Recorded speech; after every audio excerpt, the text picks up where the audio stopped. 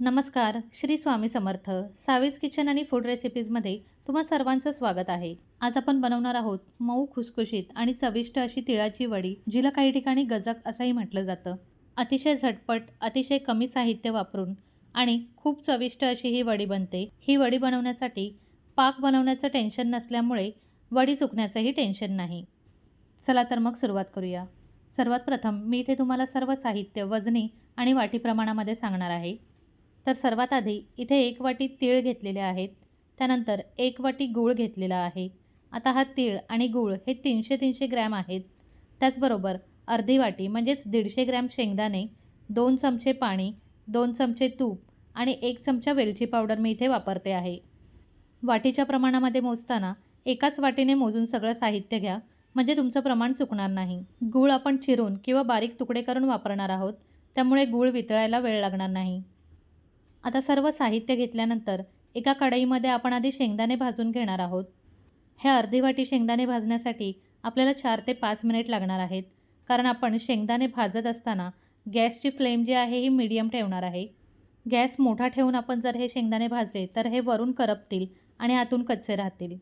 त्यामुळे असे छान खरपूस होईपर्यंत आणि ह्याची सालं वरची निघेपर्यंत आपल्याला हे भाजून घ्यायचे आहेत. आता शेंगदाणे काढून घेऊन मग आपण त्याच कढईमधून 1 वाटी तीळ भाजून घेणार आहोत. इथे तीळसुद्धा आपण मंद आचेवरच भाजणार आहोत. तीळ आपण खमंग असे 5 ते 7 मिनिटासाठी भाजून घेणार आहोत. इथे तुम्ही साधे किंवा पॉलिशचे तीळ वापरू शकता, पण तुम्ही साधे तीळ वापरलेत तर अतिशय उत्तम.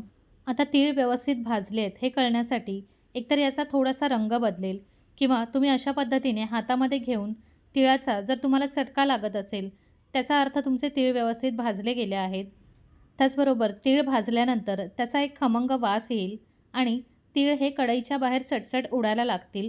त्यावेळेला आपल्याला हा गॅस बंद करायचा आहे आणि तीळ थंड होण्यासाठी प्लेटमध्ये काढून घ्यायचे आहेत.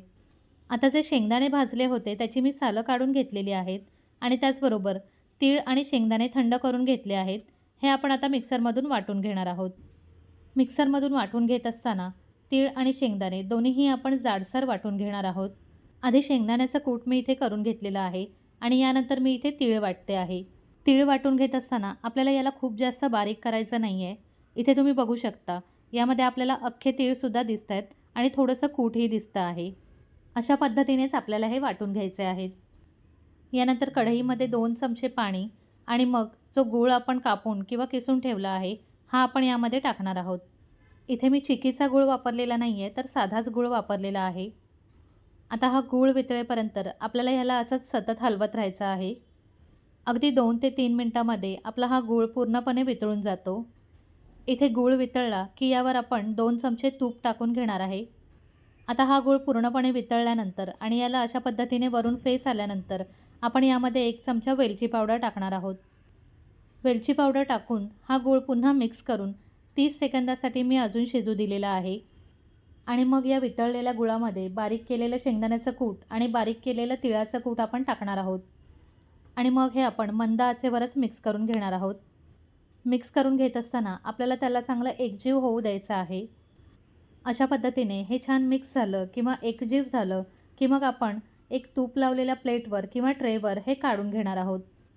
आता या वड्या थापण्यासाठी किंवा सेट करण्यासाठी अशा पद्धतीने चमच्याने पसरून घेतल्यानंतर एखाद्या पेल्याने किंवा वाटीने या आपण सेट करून घेऊ शकतो.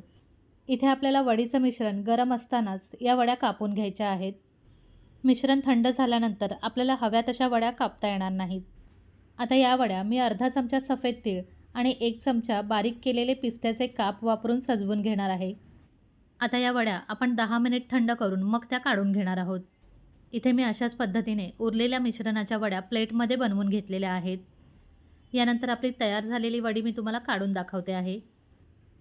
योग्य प्रमाण वापरल्यानंतर या वड्या अजिबात बिघडत नाहीत. अजिबात चिकट, चिवट किंवा कडक न बनता अतिशय छान, खुसखुशीत, खमंग आणि एकदम मऊसूत अशा या बनतात. आपल्या घरातील लहान मुलं किंवा म्हातारी माणसंसुद्धा आवडीने खातील अशा या वड्या बनतात. इथे आपण गुळाचा पाक न बनवता अतिशय मऊसूत आणि अतिशय चविष्ट अशी तिळाची वडी किंवा तिळाची गजक बनवलेली आहे.